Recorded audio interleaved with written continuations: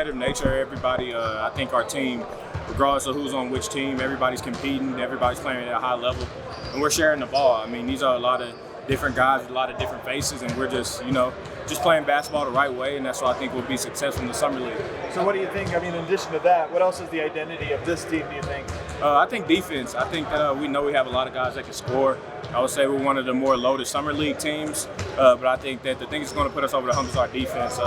Coach Malone has talked about it every single day. He said you're not going to get on the court if you don't defend. So everybody's been trying to defend. We're getting down our coverages and things like that. So we're ready, and I think that's going to be our calling card. How difficult is it to play the right way with the guys that you're still getting to know, really? Yeah, it's just different. The good thing about our team is we have a lot of guys that are very unselfish.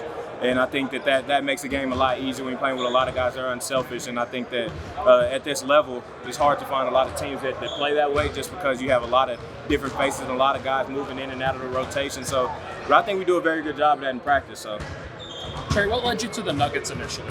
I just seen the opportunity. Obviously, we have JP at point guard, and then we have Jamal who can play either position. I feel like myself can play either position, so I feel like there's always a situation where you can have somebody playing the one or the two and being myself. So, just a lot of opportunity. I like the way that Coach Malone coaches his team, and we've had a lot of talks over the course since I signed with them about what type of opportunities will be presented in my development. So that's what led me to the Nuggets. What were those messages and what were those conversations like with Malone? He was just telling me that he sees a lot in me being able to play the one and the two. He said he likes me being able to develop and play the one at the next level, and then also using myself as a two as much as I can. But he was just saying that the versatility is there, and he likes what he sees from me in the versatility-wise. He just wants to see me continue to develop and see how my game grows. What do you think developing as a one entails for you? What part of your game do you think most needs to develop to be a one? I think just the patience. I think that at the college level, I think that me bringing up the ball, I could be aggressive at any point and get to my spots. But I think at this stage, it's people a lot more physical, a lot more strong.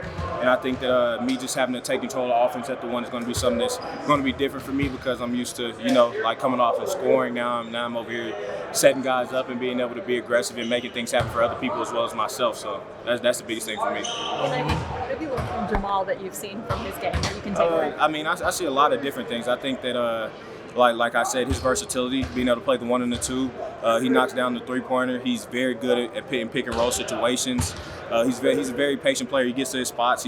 You're not going to speed him up, slow him down, anything like that. So I've watched a lot of his film, and I like the way that he plays. And obviously, I want to learn from him this year and be able to hopefully develop my game in a way that he plays. So, if you envision a good summer league for yourself, what does that look like for you, too?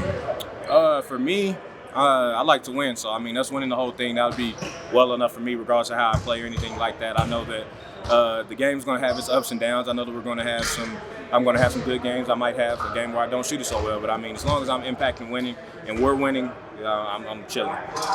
Trey, the experience with at Creighton over the course of the last few years, just how do you think that changed you? How do you think that evolved you? And then just what do you think you learned just playing with guys like Baylor too?